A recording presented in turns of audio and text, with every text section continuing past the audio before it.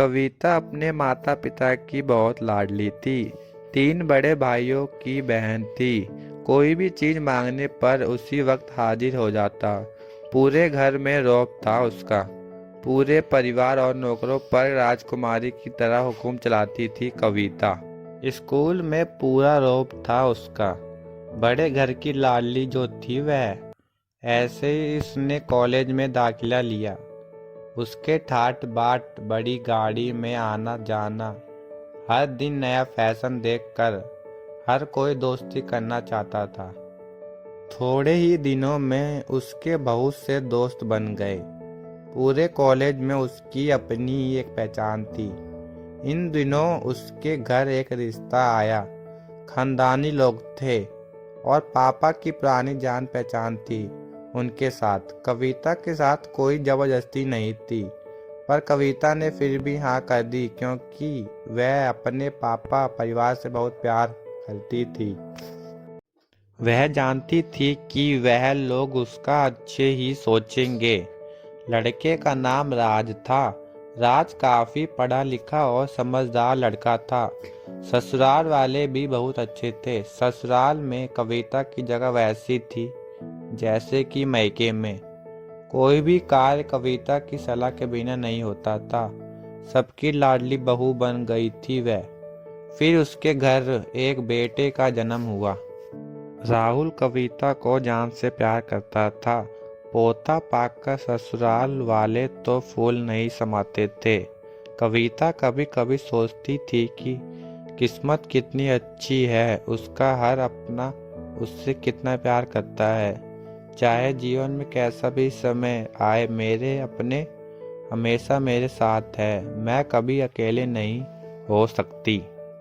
कितनी खुश किस्मत हूँ मैं।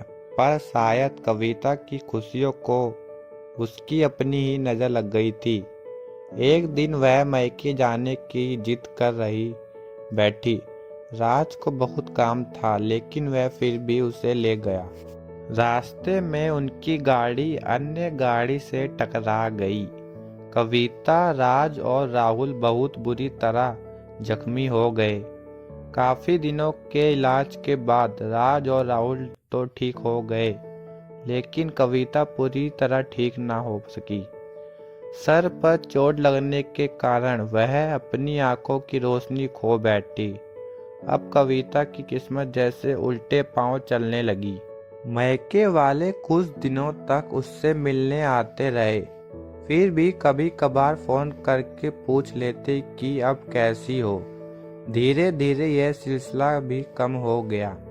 ससुराल वालों की सहानुभूति भी कम होने लगी। घर में किसी को पास बैठने के लिए कहती तो जवाब मिलता, बहुत काम है, अब तुम भी हाथ नहीं बटा सकती। राज भी चिड़चिड़ा हो गया था। बस राहुल ही था उसके साथ, जिसके साथ हंसते खेलते उसका वक्त गुजारता। एक दिन कविता के हाथ से कुछ सामान गिर गया, जिसकी वजह से राहुल की हल्की सी चोट लग गई। कविता के सास ससुर ने राहुल को उसके अलग कर दिया कि कहीं उसके ना देखने की वजह से बच्चों का कोई नुकसान हो जाए। कविता अंदर से टूट चुकी थी। एक दिन उसने सबके सामने मायके जाने की इच्छा रखी तो राज उसे तुरंत मायके छोड़ आया, जैसे कि वह भी यही चाहता था। लेकिन राहुल को उसके साथ नहीं भेजा गया। कविता कभी राहुल से दूर नहीं रही थी, पर अपनी कमी के कारण उसने ज्यादा बहस नहीं की। कविता को लगा कि वह 3-4 दिन वहां रहेगी तो थोड़ा हवा पानी बदल जाएगा, क्योंकि वह कितने दिनों से कहीं बाहर नहीं गई थी। घर वाले भी इतने दिनों बाद उसे देखकर कितने खुश होंगे। कविता के घर पहुंचने पर सब लोग बहुत खुश हुए। खाने में सब कुछ कविता की पसंद का ही बना था। उसने अपने मम्मी पापा और भाई भाभीियों से दिल खोलकर बात की। उसके छोटे छोटे बच्चे भी बुआ के साथ घुल मिल गए थे। रात को सोने वक्त जब वह कपड़े बदलने लगी तो उसे पता चला कि उसके बैग तो बहुत भरा हुआ था। वह सब समझ गई। वह बहुत उदास हो गई। कुछ दिनों तक सब ठीक रहा, फिर जैसे सब बदलने लगा, सबका व्यवहार बदल रहा था। वह लोग जैसे थक चुके थे, उससे सब लोग घुमा फिरा के पूछने लगे कि राज कब आ रहा है उसे ले जाने।